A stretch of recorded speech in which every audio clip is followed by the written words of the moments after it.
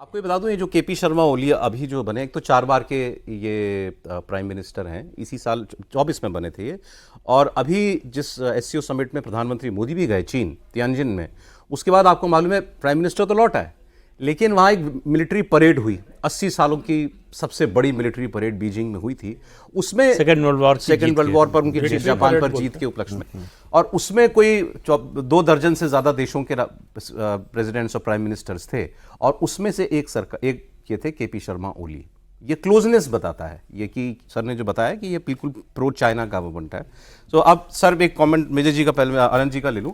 तो अब आनंद जी, ये जो हुआ, आपको भी लगता है इसकी ये सब ऐसे ही नहीं हो गया भाई? बेरोजगारी, महंगाई, अभी हमें क्या रीजन बताया जा रहा है कि इस सरकार ने सारा सोशल मीडिया बैन कर दिया था, उसके गुस्से में नौजवान निकल आए। इतना सिंपल है? नहीं, इतना सिंपल तो नहीं है, पर वो होता है ना कि जैसे बोस्टन की टी पार्टी एक कारण बना था विश्व युद्ध छिड़ने का, एक तात्कालिक कारण तो कोई होता है। वो इसी मैं अभी 13-14 दिन के लिए कलिंगा लिटरेचर फेस्टिवल हो रहा है काठमांडू में, इसी सितंबर में हम लोगों को जाना था। परसों रात को आयोजकों का एक मैसेज आया कि सारे सोशल मीडिया बंद कर दिए गए, तो आप लोग विगबोर या क्या एक है उसको डाउनलोड कर लीजिए, एक वही चलेगा क्योंकि उसी ने लाइसेंस लिया, अदरवाइज आप लोगों को दिक्कत वीबो चल रहा है, वो जो चाइना का ट्विटर वर्जन जो है तो वो इसलिए मैंने उसका नाम लिया कि आपने बोल ही दिया कि चाइना का है वो ट्विटर वर्जन।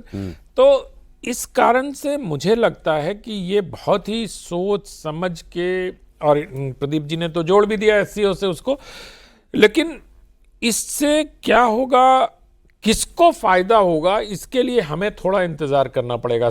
ऊपर से तो दिख ही रहा है कि अमेरिका को इसमें लाभ है और अमेरिका संदेश दे रहा है, लेकिन अमेरिका की कंपनियां बैन हुई हैं सारी, चाहे आप एक्स ले लो, चाहे आप यूट्यूब ले लो, चाहे जितने भी प्रकार के हैं, सब अमेरिका बेस्ड हैं, उनको नुकसान होना है। लेकिन पैटर्न बैन नहीं हुई है वो चाइनीज कंपनी, जो बैन नहीं हुई है वो चाइनीज कंपनी है।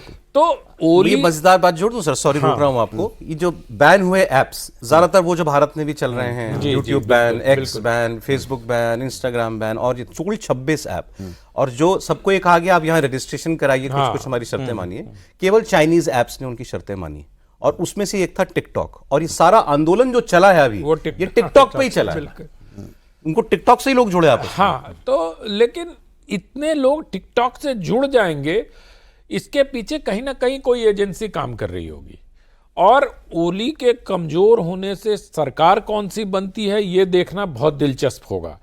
क्योंकि ओली तो कहते हैं कि प्रभु श्री राम भी हमारे थे, भारत ने तो जबरदस्ती अयोध्या बना लिया, है ना, ये भी उनका एक बहुत फेमस वक्तव्य। लिपु लेख को जिस प्रकार से उन्होंने नेपाल के कॉन्स्टिट्यूशन में अमेंडमेंट करके और उसका पूरा एम्बलम बदल दिया, नक्शा बदल दिया नेपाल का, तो वो भारत विरोधी तो हैं, इसमें तो कोई दो राय नहीं है।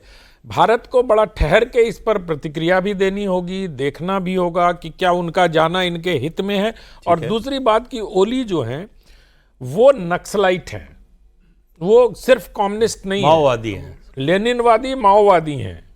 तो वो प्रभावित भी बंगाल के नक्सलवाड़ी आंदोलन से होके ही वो कम्युनिस्ट पार्टी में आए थे। तो उनका जो एक लंबा इतिहास रहा है, वो संघर्ष का इतिहास रहा है, लोगों को डिस्प्लेस करने कई साल, 10 साल से ज्यादा तो जेल में रहे, 4 बार तो प्रधानमंत्री भी रहे, बड़े छोटे छोटे अंतराल के, 18 से 21 एक लंबा रहा उनका पीरियड। तो मुझे लगता है कि अभी भारत के लिए क्या स्थिति होंगी, क्या प्रभाव पड़ेगा, ये थोड़ा ठहर के इसका आकलन।